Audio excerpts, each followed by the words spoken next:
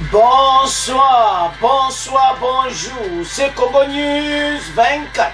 Bande Konanga, comme toujours avant de commencer notre émission, nous disons merci à Dieu, nous disons merci à nos chers abonnés et téléspectateurs qui nous suivent partout dans le monde et en RDC. Bande Konanga, soyez les bienvenus. L'émission Nabiso Otosolaka. Ensemble, la situation politique dans notre pays. À la une, chers téléspectateurs, on va commencer cette émission avec l'arrivée à Kinshasa de la dépouille de Lumumba. Bandeko relique naye et tambola ki bandeko dépouille naye, donc et tambola ki Kisangani Lubumbashi et finalement atterri à Njili à Kinshasa. Deuil national du 27 au 30 juin, la dépouille de Lumumba est arrivée. Donc, tous en a 3 jours à deuil national. Donc, aux autres que c'est à Koyinda. Beaucoup de détails, peut-être développer mon émission. Deuxième point chez téléspectateurs. Oyoka Kayindi. Recrutement va déco partout à EDC. Les FARDC se recrutent pour renforcer les effectifs. À Kinshasa, à Beni, à Goma, à Lubumbashi. Et Zaya Koyinda, et si et Yindi, Boluki Makambu, Fatia Lubia, renfort total. Bah, terroriste wana, il faut pas quitter le territoire congolais. Alors, Togo développe mon émission là. Troisième point chez les téléspectateurs. Situation sécuritaire à l'est de la RDC. Et puis Togo Yoka, Oyo et Salami, Bandeko, entre FARDC, na armée rwandaise M23, Togo développant ensemble, Oyo Pebo Yoka, Oyo Bazak, M23 Bazako Sala, Bandeko na biso Bandeko, na Bunagana et Pai Bango Bazali. Alors, Togo développant une émission, et puis Togo tang ensemble, la revue de la presse, il y a ce lundi, 27 juin, Toyeba. Oyo nini bakonza mboka babongisi pona ko déloger ba force négative. Alors, tous à la connecter peut ko développer ensemble. Alors, bande konanga émission na monsieur Bandi et committant auto sur l'ensemble ma solo ya mboka. Boye bisabaninga nyonso place ozali. Place bozo solo la soit na WhatsApp, place na Facebook, place kaka boza ensemble. Yebsa baninga te tango ekoki bandeko na ngai pour te développer ma solo ya mboka. Alors, premier point déjà, l'arrivée. Il y a depuis, il y a Lumumba.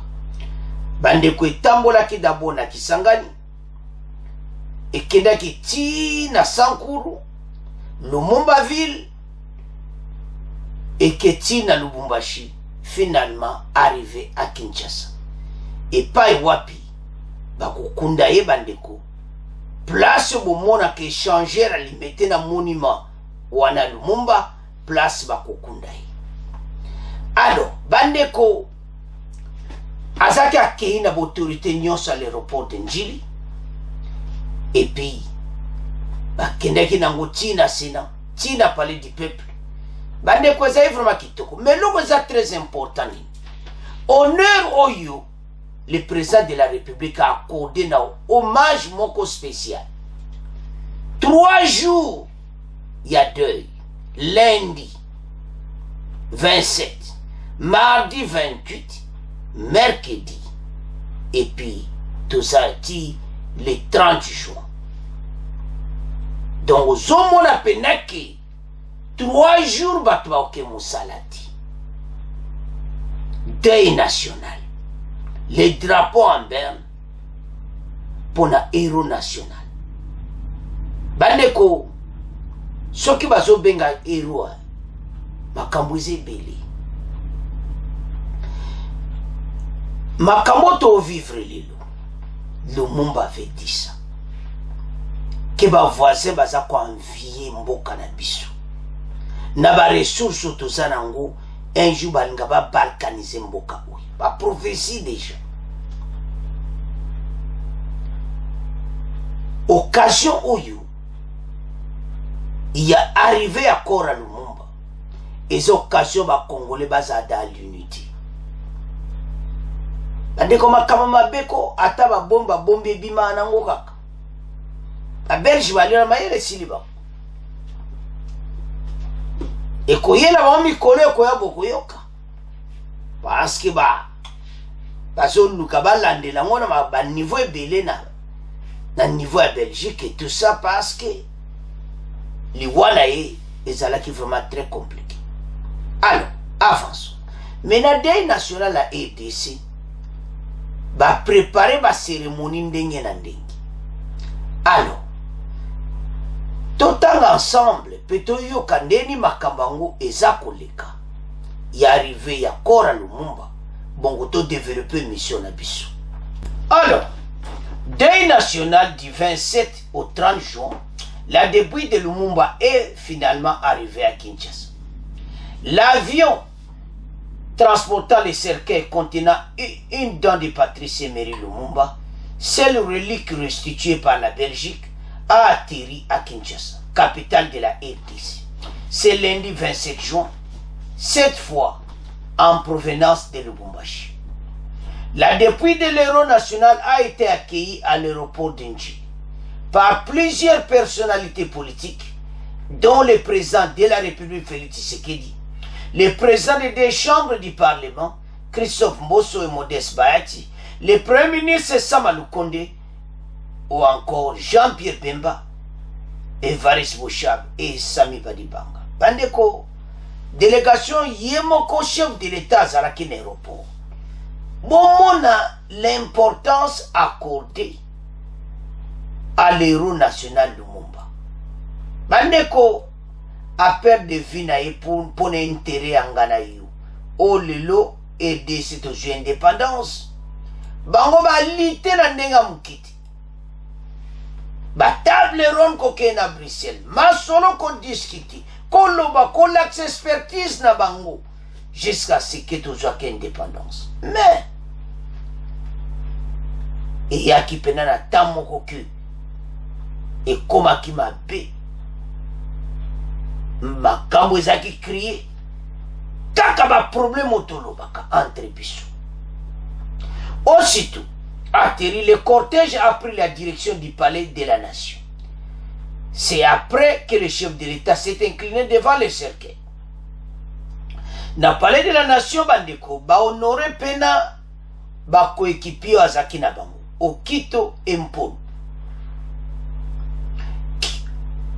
Kinshasa est la dernière étape du périple du cercueil du tout premier ministre de la RDC.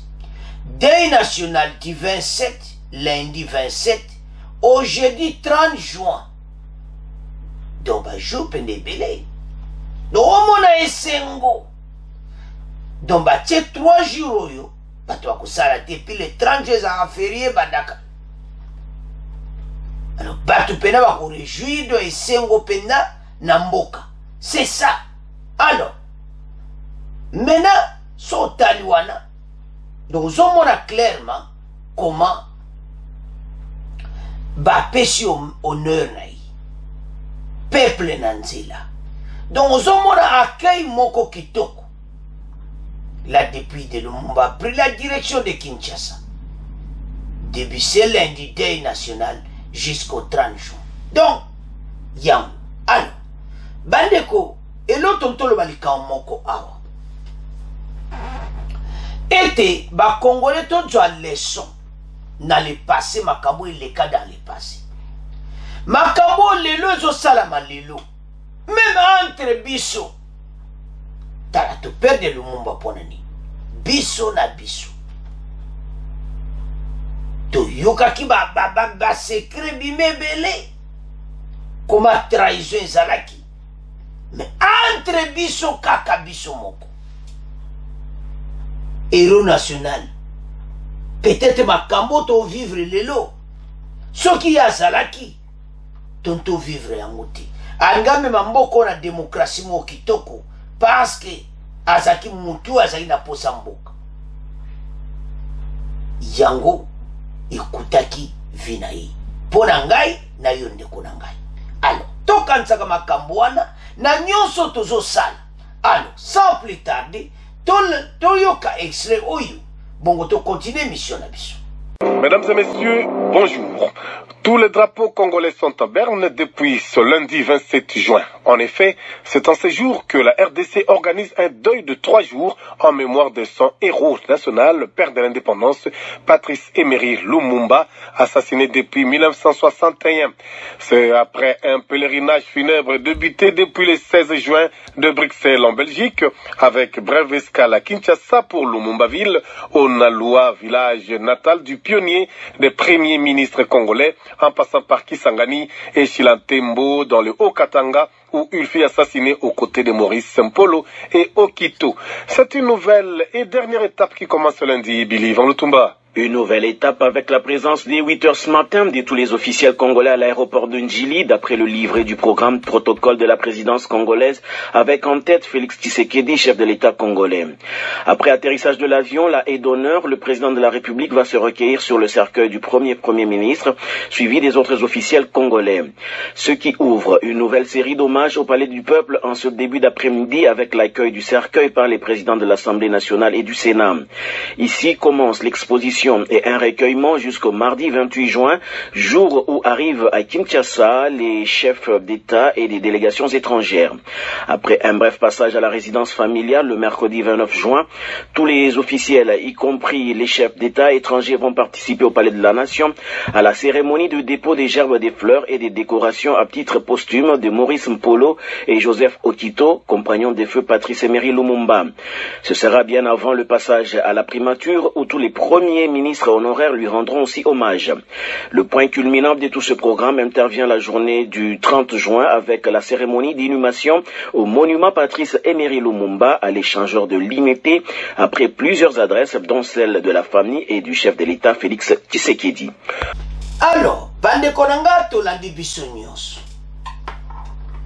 Ndenge nini batambulaki bakinemela Palais du Peuple tolandi tout.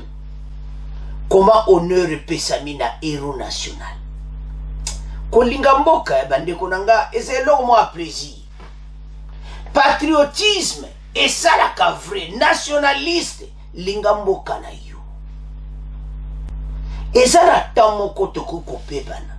Ezala tamoko yoko ba différence ça. Mais zakana tamoko batifu ba yokana bazala ensemble pour l'intérêt du pays. Européens ba yebi ko yokana entre bango malgré makambo ezali bozo mono ezole kana Ukraine ndebe européen baza tout autour ya muninga na bongo européen pays na bango na bango biso ba africain to luka toza na boyokani et surtout na mboka na biso poto prospérer batifoza na motema oya bolingo olinga ndeko no congolais soki ndeko no pe azwi sepela na bilo même ke mona ndeko moko a réussir na ye baninga bazo sepela te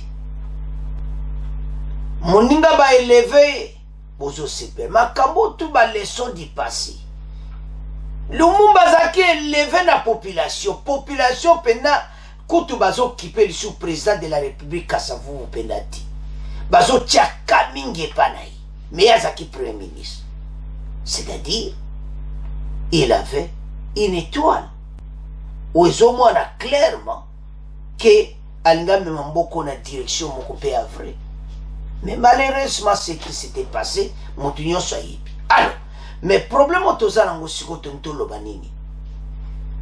Et ça n'est conseil sur l'unité nationale au Lumumba tikela kibiso. Congolais bolinga mboka na bino moko Biden nyonso Laurent Désiré Kabila que son âme repose en paix ayaki pe alobi yango tolinga mboka Etienne Tshisekedi que son âme repose en paix yepa lobaki makambo. Alors tant oyo exactement ba congolais ba réfléchir 30 juin oyo est-ce que tozabo moko na RDC est-ce que toza divisé tozokenda deuil national tokokenda ngo ndenge nini ti jeudi président ba pays ebele bakoya cérémonie moko spéciale yo ndeko nanga place ozali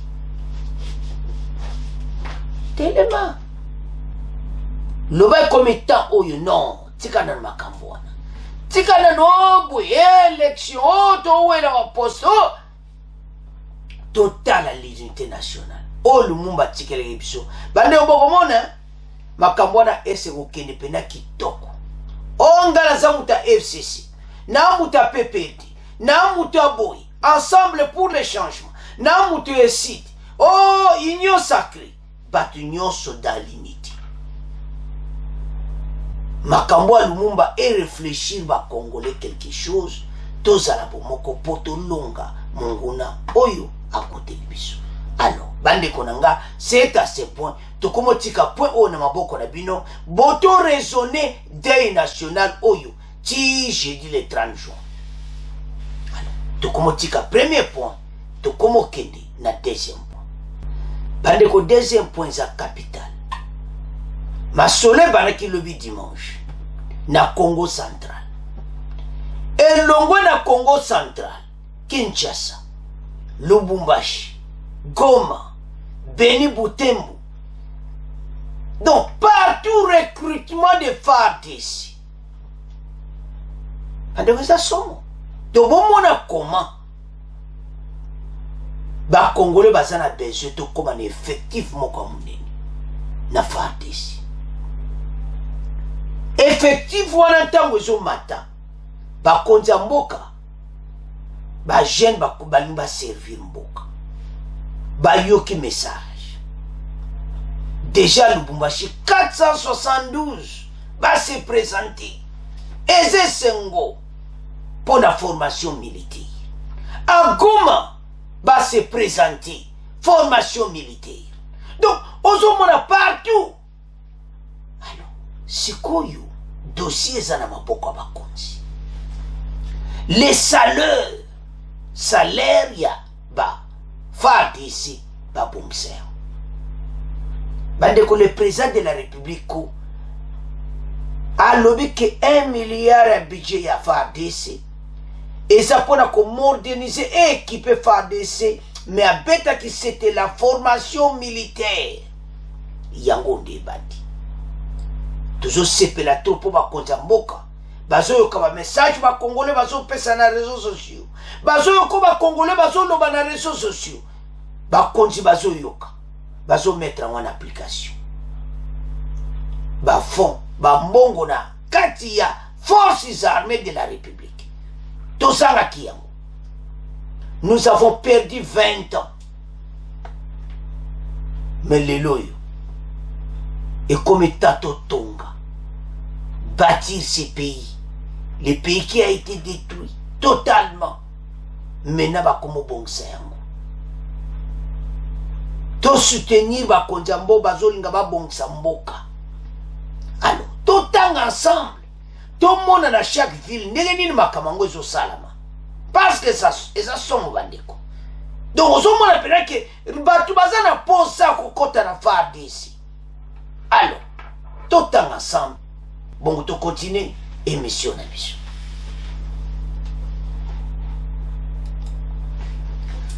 FARDC recrute pour renforcer les effectifs à Kinshasa. Pour renforcer les effectifs. Donc, Awa, Tozana, à Kinshasa, Beni, Goma, Lubumbashi.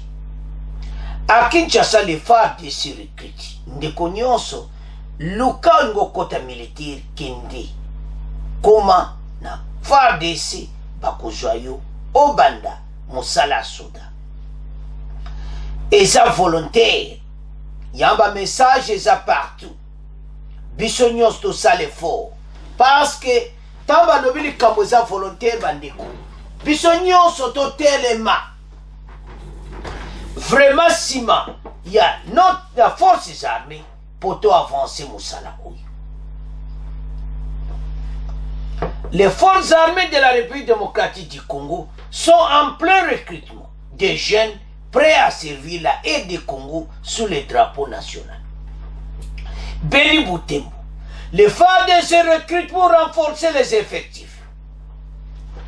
To Banambo Kabate, si nous avons Béni Boutembo, qu'on a déjà bandaki depuis avril.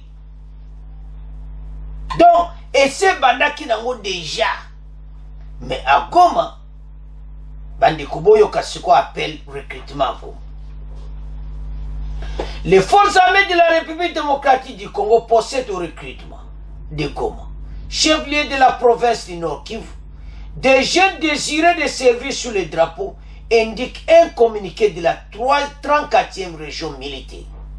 Les documents qui posent la signature du chef de recrutement de cette militaire, le colonel Chita Itakila, indique que l'armée nationale insiste sur la nécessité d'avoir en son sein des éléments qualifiés. Na Goma, basalinde basalaki na Congo central, bazo senga ba diplômé d'État, bazo senga ba gradué, ba licencié, c'est-à-dire envie de répondre à l'impératif d'une armée professionnelle. Bandeko nazo sepela mingi bakonza mboka bazo mema armée na ba direction mwa kitoko. Tozo jana ba militaire au front, tozo jana ba officier oyo batanga anzambe. Bakonza mboka félicitations na musala bozosa. Les forces loyalistes doivent cette fois-ci constituer d'une armée professionnelle. Pour ceux qui ont les diplômes d'État, des licences ou des graduats, une session spéciale est prévue ici à Goma et à l'école des officiers à Kananga, où ils seront formés pendant 3 ans afin de porter le grade de sous-lieutenant, souligne la source. Le bureau de 34e région militaire est ouvert à cet effet pour recevoir les dossiers des candidats dont l'âge varie de 18 ans à 25 ans.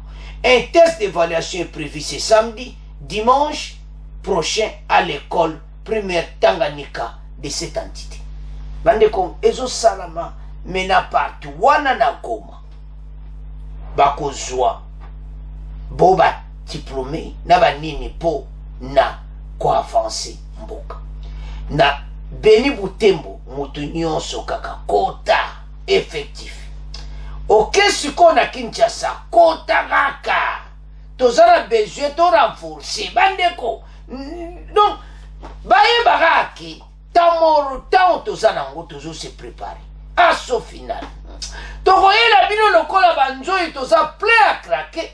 Bo bino mo mboka moki, bo kokana bate belem so tozozo. To avancer bandeko. Lubumbashi, 472 candidats ont passé des tests de recrutement pour intégrer les FARDC. Bandeko, oe salami na Lubumbashi. C'est samedi au Kakalubio. Tangango Okomona.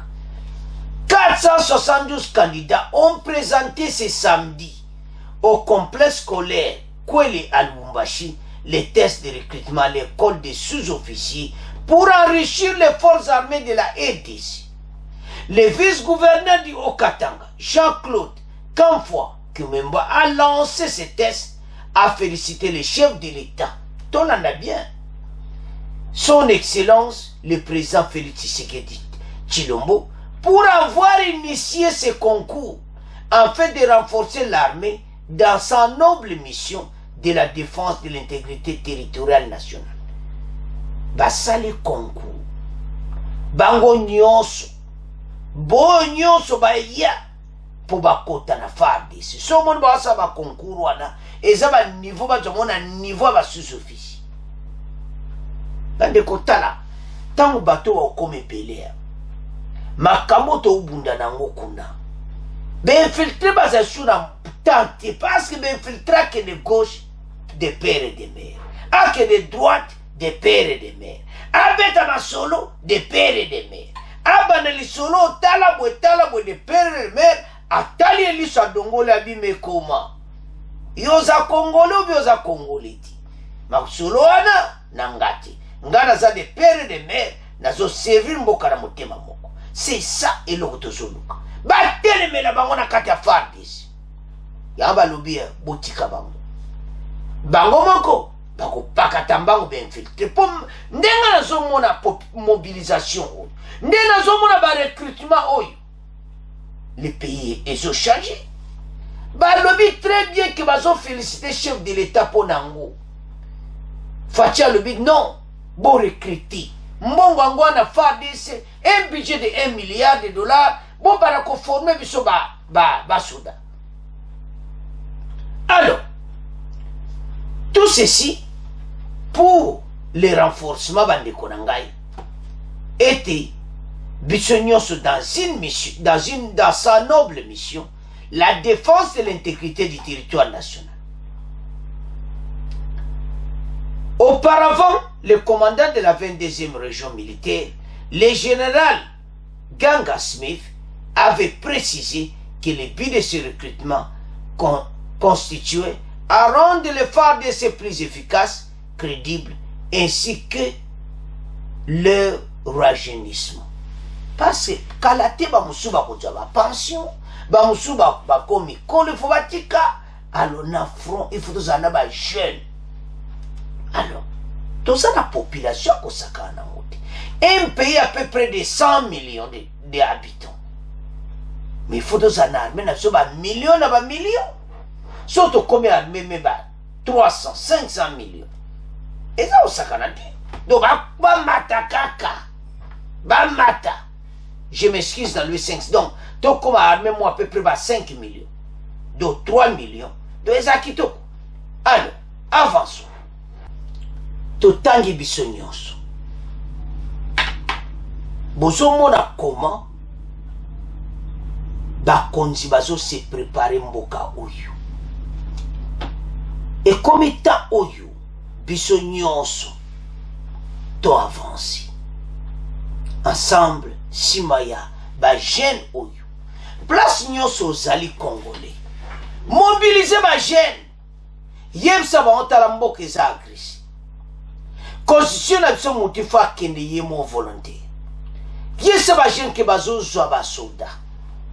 Président de la République a tiré budget à 1 milliard de dollars par année. C'est-à-dire salaire à ba soldat zomata. Bango nyonso ba kende ko s'enrôler. Ba kende formation militaire. Parce que le pays est attaqué, ba voisin est comme étant obisto comme pays. Pour tant bitumbe zo banda bozo kanza wosili FARDC musu bazoya baza koya tala bande ko tope ce exemple moko pourquoi les européens babanga ba chinois armée o eza peuplé na monde ko la Chine ezati de sabino bandeko ba chinois nzambe nanga ba millions. Donc, Dabitumba, on peut que 1 million de Chinois d'Abitumba. Donc, vous avez la plage, vous avez quelqu'un. Koto Basakouya, quoi banzoi. Vous avez un problème. Basa pena bibundi. Mais si vous avez un homme de combat. Chine, mutameke les sous-sazati, Basako banga Chine, n'enga mukiti. Et là, vous allez bongoni. Nombre, il y a un homme de combat. Nombre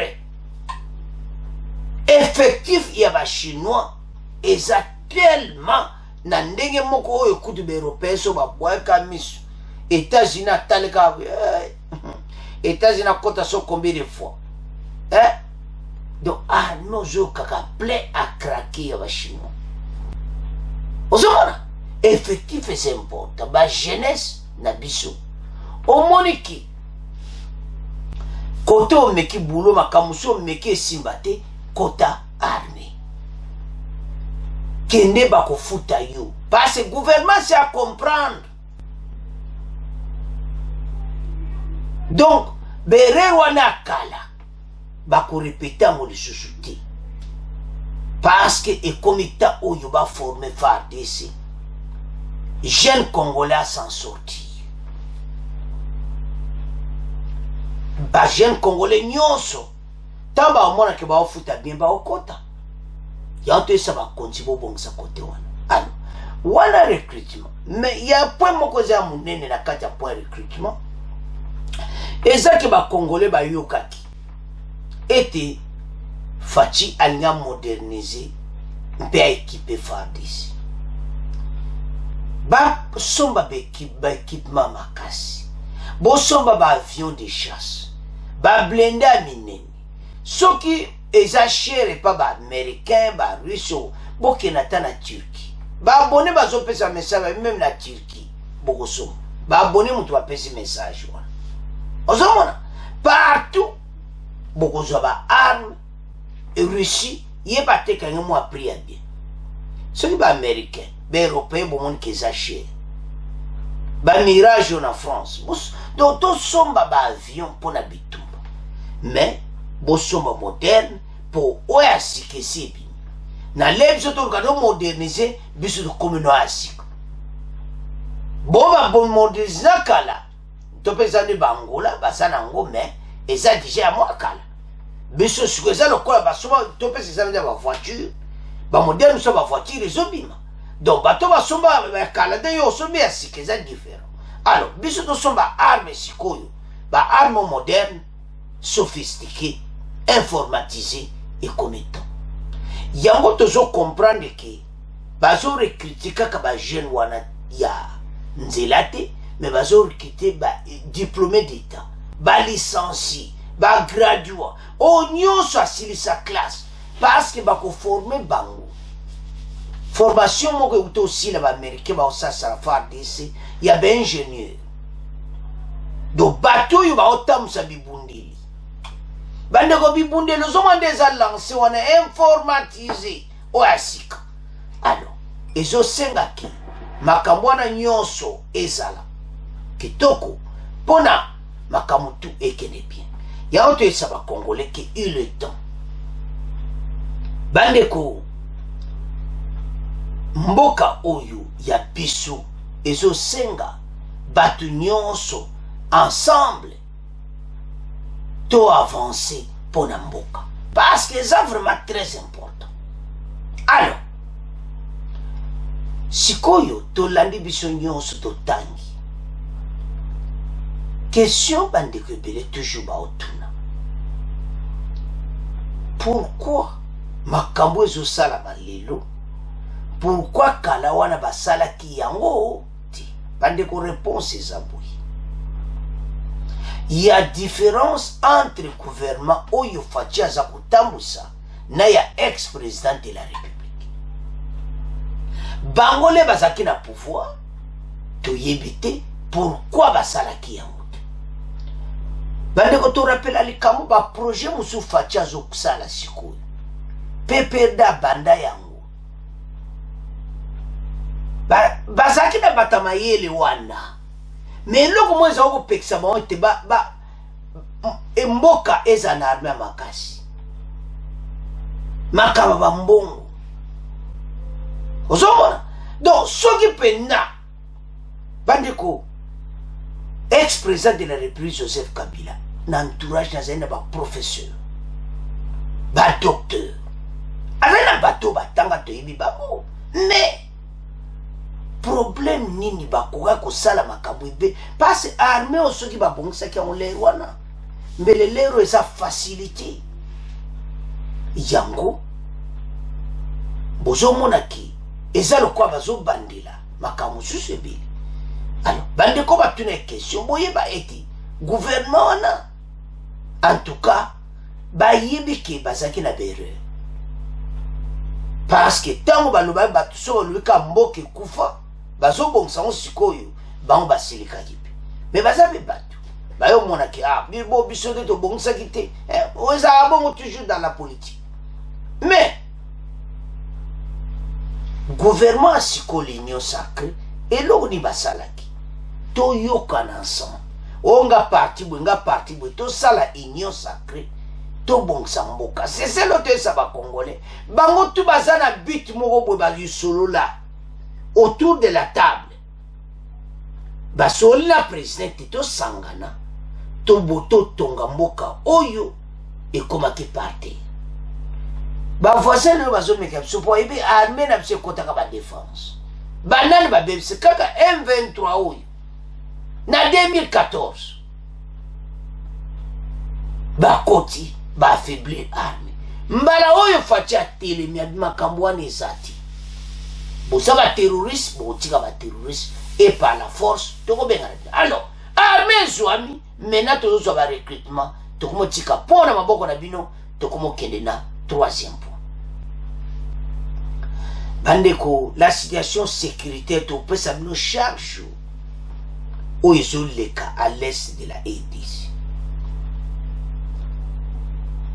bokoyoka tokotiela bino extrait bokoyoka makambo ezoleka pour le moment na côté guerre akalmi ezali moto na moto azose prépare bango mpe barebele na armée rwandaise bazose prépare to s'attendre na une guerre entre la RDC et le Rwanda bokoyoka même message oyo revue de la presse bapesi donc guerre pena entre la RDC et le Rwanda tolongana makanisi na biso na M23 eza subongo te toza na bitumba na armée rwandaise à l'est de la RDC bango nde baokipe Bunagana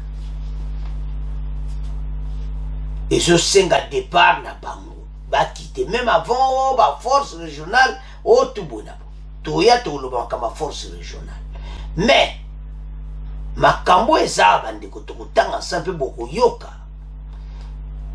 bamama baokembilanga bango bazokomete baexation mpa bamama bazolinga bakende koluka eloko ya kolia alors ke bango bazokosaki biso tokosala bino eloko te tozorevendique na gouvernement biso M23 tona problème te na peuple botala siko makambo boyi bokoyoka tokotiela bino makambo boyi bataboyi vraiment basokola na bango ce sont des terroristes bazosakande ya défense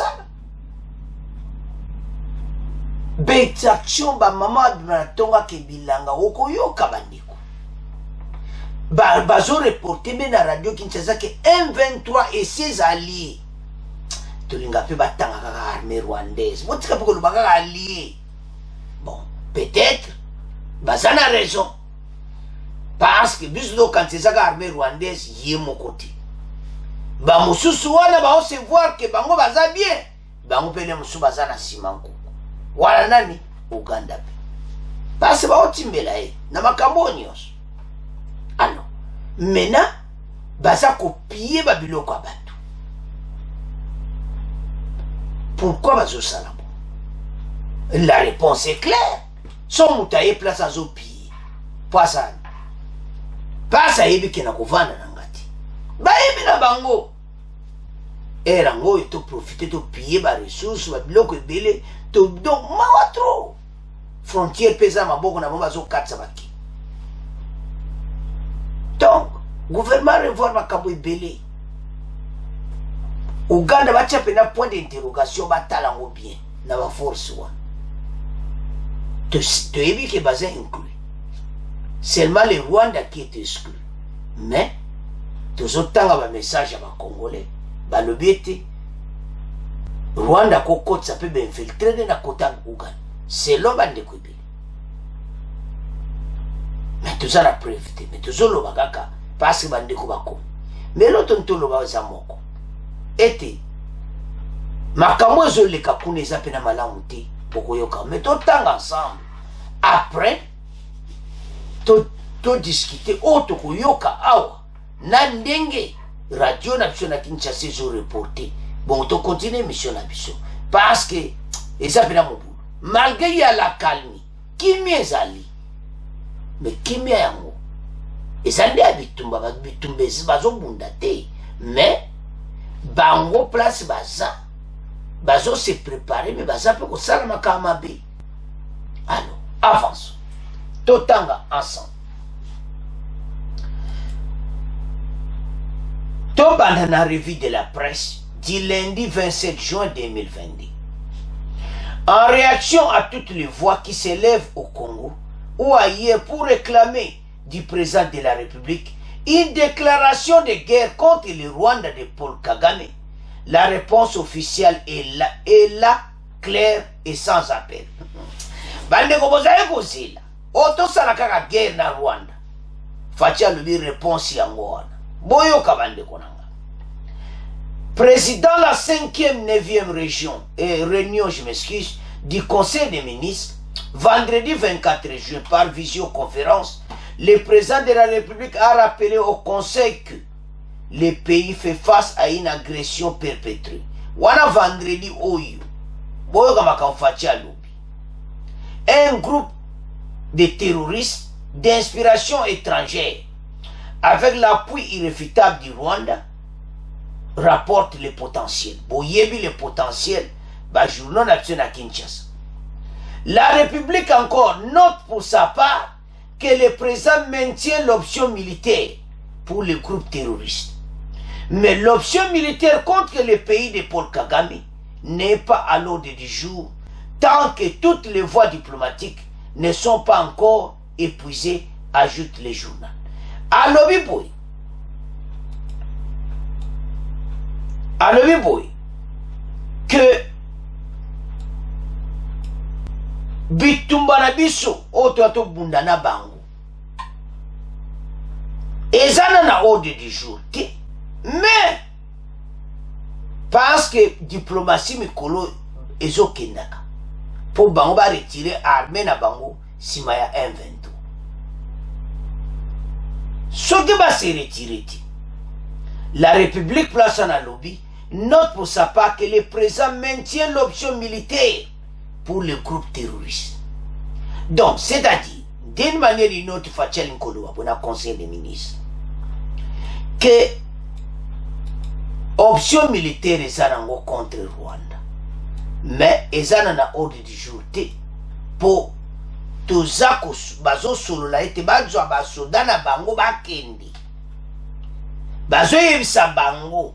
Pour bango bazo wangala mais bazo bazo abasoda na bango bakende. Yamba benga option na diplomatie et ça ne sont pas encore épuisés. Mais tant que épuisés, tala ne bandi Rwanda. Peuple a réclamé la guerre contre les Rwandais. Fatia lobby, pour le moment, tout ça on a ordre du jour, mais tout ça on va benda batuna mon simaya M23. Et puis, pour sa part, le président maintient l'option militaire pour le groupe terroriste, c'est-à-dire M23 na ndenge zawana masolo na bango don ezalaka babenga na bango.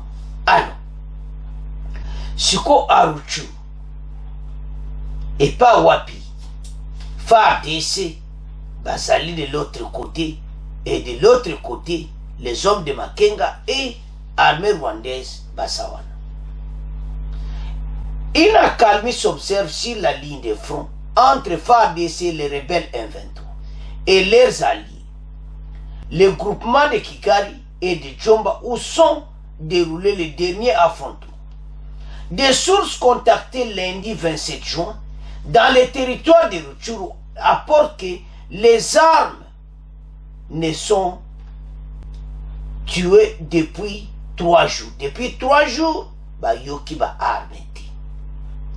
Chaque partie conserve ses positions conquises à l'issue des combats. Toutefois, beaucoup de villages ont resté quasi vidés de leurs habitants qui ont déjà trouvé refuge ailleurs. Des sources coutumières de ces groupements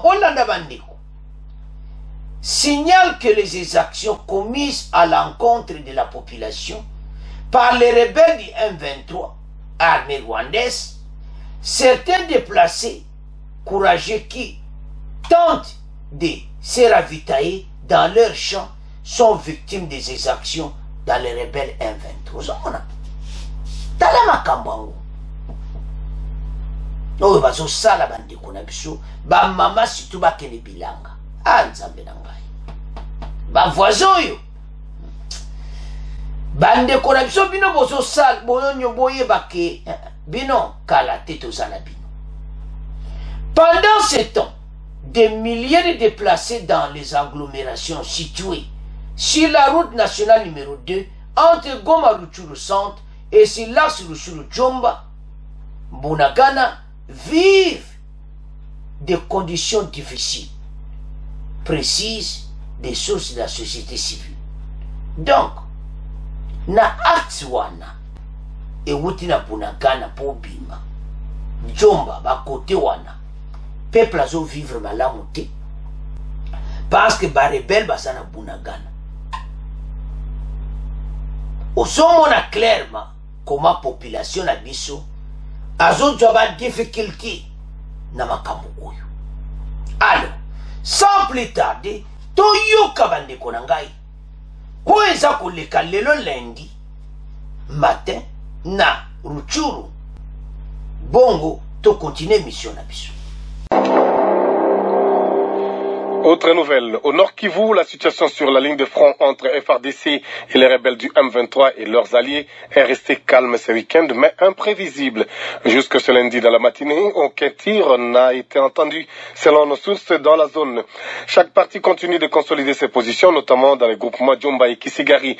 Toutefois, des sources coutumières de ces deux groupements signalent des actions commises par les rebelles du M23 à l'encontre de la population civile qui cherche à se ravitailler en vivre dans leurs champs. Ils lancent un SOS auprès du gouvernement congolais afin de voir comment garantir la sécurité des déplacés qui n'ont aucune assistance. Bernardine Diambo. Des sources coutumières dans le groupement de Kisigari et de Djomba en territoire de Rutshuru où se sont déroulés les derniers affrontements indiquent une accalmie relative observée sur la ligne de front. Toutefois, beaucoup de villages sont restés quasiment vidés de leurs habitants ayant déjà trouvé refuge ailleurs. Dans la zone par exemple, certains déplacés courageux qui tentent de se faufiler pour aller se ravitailler dans leurs champs sont victimes des exactions par les rebelles du M23 et donc des milliers de déplacés dans les agglomérations situées sur la nationale numéro 2, Goma Rutshuru Centre et sur l'axe Rutshuru-Djomba Bunagana vivent des conditions difficiles, précisent les sources de la société civile de Rutshuru. Il lance un SOS au gouvernement congolais de voir comment garantir la protection des civils en cette période de conflit dans les territoires de Rutshuru. Goma. Alors, bande konanga tolandi biso nyonso. Totangi ensemble. Toyoki radio na biso ndenge ba explique. Botala. Ba mama ba kebilanga des actions ya ndenge wana. Batwane photo bengana bango rapide. Tant bazo vanda wana makambo ibele bazo sala ngana yo toyebiti. Et des perte économiquement, perte oyokaka, désastre moko zo salama. Et c'est mawa. Do peuple na actuellement Rutshuru, actuellement kokene Bunagana tout ça, aux alentours de Bunagana, peuple azana ba difficulté au sakanati. Ba musuba si ba kima kina bon. Mais ba musuba mutuma kasa zonga kinayi. Mais bazo kose que to sabini le côté mais yo katolandi ba congolais botia ko landa ba Twitter ya bato a M23 bazo kosa ba congolais na ndenga mukiti et puis yo bende ko congolais ozo landa ka Twitter ya M23 kola isama kama lokuta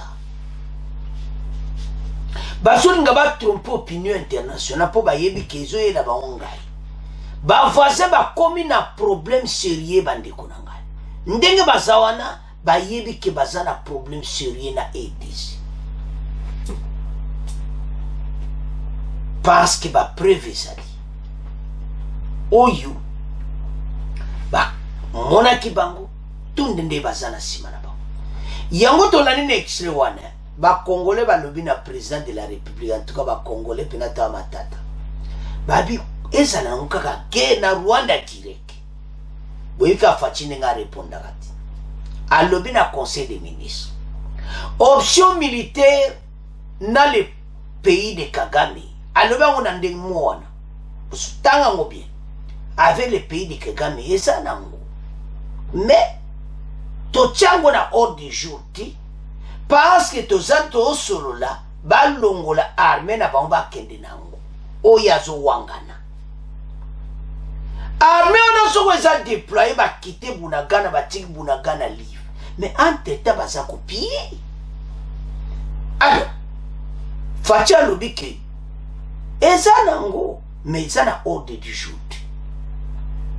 mais soki makambo nyonso basoli épuisé bango nde parce que bande kotala ekoza pe eza pe na guerre entre la RDC et le Rwanda siko baza mal à l'aise mais tolobaki na émission passée bakongole ebele baosepela te na ndenge force wana régionale baza koya Kenya na Tanzanie ngana ko comprendre mwa moki mais bon musu wana penda na zomo na bango clair te mais total na ndenge na zomona FARDC yema ko botola Bunagana pe soto botoli Bunagana makambo pele monsieur Salamate e kabi bundeli oyo eza ba Belgique on va promettre ki bundeli to éviter ce qui va si batindi to éviter parce que biloko wana ba pesa omi na secret il faut to comprendre boyebi na Ukraine Europe zo pesa ba arme na secret mais batu ba yebi ki wazo pesa ki batindi do bazo pesa ba arme wana na secret bazo yebate so arme ni ke ni ko est-ce que question tout le monde na te place ba comme oyo Belgique alobaki ke so bosengi biso tokosala est-ce que FARDC asi asengi est-ce que Belgique asi apesi point d'interrogation mais biso moko toloba totia motema na biso moko ndenge bazo préparer ba jeune wana bazo kota na armée nde to mo recrutement comme pena populaire congolais yo se passe zo la émission kende ko s'enrouler pona mboka parce que bakonzi bali babongisa pena armée za kitoko ba comprendre les erreurs du passé ne peuvent plus répéter je m'excuse donc et ça bon que Béré wane se répéter les sous-outils et comme étant oyo makambo nyonso ezala ensemble tozubi bundela makasi tokomi na armée moko effectif a monene bajeune basali formation militaire tobengana bango na Bunagana bolandi bino nyonso ete bazosala makambo malamu te yango tozoyisa gouvernement ekomitan force régionale o Kenya boyena boyokana ke baya bakongole baza pe na sud bakongole opinion pena bazosepela na bango te bazobanga oyo esalamaki dans le passé et bazopointe mi na bacommentaire Uganda bazotanga pena Kenya ni balobi na Uganda Sud Sudan pe asi asala incursion pa na biso do bazobanga pe lisuki Rwanda akotsa bato na ye même na Uganda totala problème toza nango mais toyeba ete gouvernement ayebi posa bato mais ba groupe locaux nyonso ba déposer ba arme parce que expliquer que bazoya na ba groupe locaux na biso parce que makambo biso do kanzaka Nord Kivu et pas M23 a makambo ese yango tine foza ba sode belé soki na comprendre pe force régionale ou eza pour makambo eza ebele talaka yo moko les Sud Kivu plein de groupes armés balobi qu'il faut Nord Kivu na Sud Kivu eza la balayer yango tina les forces régionales baza koya mais ba congolais biso nyonso toza toujours une hésitation pourquoi des erreurs du passé mais toyebi qu'est-ce qui peut se passer mais l'autre tolobaka ke biso za na confiance à 100% ya armée na biso bapesa ba arme makasi bato oyo makambo bazosala bamama na biso bakebilanga nde tolandi na extrait wana toza na bango bawangana makambo yango wana baprive des exactions sont commises dans bateau baquet dans les champs pour chercher quelque chose à manger. Bozolanda bango. Ah! Nzambi. Mais l'autre on barake. Gouvernement yebi nyonso. Mais FARDC bende le kweyate, allez-y de l'avant. Ba Congolais bazasima. Parce que bateau yo bati kamboka na biso bakende. Alors, toko récupérer pays parce que pour le mois bandeko, tous à la claire, le pays est occupé. Tous agressions rwandaises, c'est clair, Rwanda a toujours besoin d'appeler la biso. Mais aïe baga que réponse c'est ça moko. Centimètre à tirane kozwati. Tane bazo piye kuna. Bolandi n'extrait, bazo sa makamabe. Mais baye te baza momentalement pour mutaye. Ce qui a ça qui a aboté et comme un pays naïe. Mais pourquoi bazo sa pillage en agnos? Pour baye qui va rebenga la banque. L'unité nationale des alliés. Bateau va appeler ça va conseil non topé ça est bien. Ta ouye combisonions tous à l'ensemble pour l'intérêt de la nation, tout défendre Mboka. Igno sacré bayokana qui était ensemble et te va bâtir Mboka ouyo. Alors ba recrutement konko salama. Ba soldé effectif ko sala. Mais to beti seti. Bo somba ba arme ya makasi. Ba arme wana eko sunga bo somba ba avion, ba mbongo bo bimisa ba mbongo na banque. Bosombe la biso minduki to benga na batwa to landi na exia bazo nyokola ba mama na biso na bunakana. Alors bande konanga to landi biso nyonso ya to esa ba congolais ete et comme tant to tia ba différence à part biso nyonso to za l'ensemble pour l'unité nationale. Oyo Lumumba tikela ki biso na kati ya mikolo ya deuil national to za la bomoko. Alors bande ko eloto lo bakake en tout cas bon partage avec émission bon partage et puis bon yebsa bande ko so za groupe na ya WhatsApp yebsa bande ko ba s'abonner massivement na Congo News 24 pe to za be émission mo wa kitoko kuna na RD Congo basango télévision so betika RD Congo au mon épimi. Alors bande ko ngai to bande ko koma na fait émission bon continuer ko s'abonner massivement bon partager merci na ba commentaire kitoko. Au revoir. À la prochaine. Allez-y, FARDC.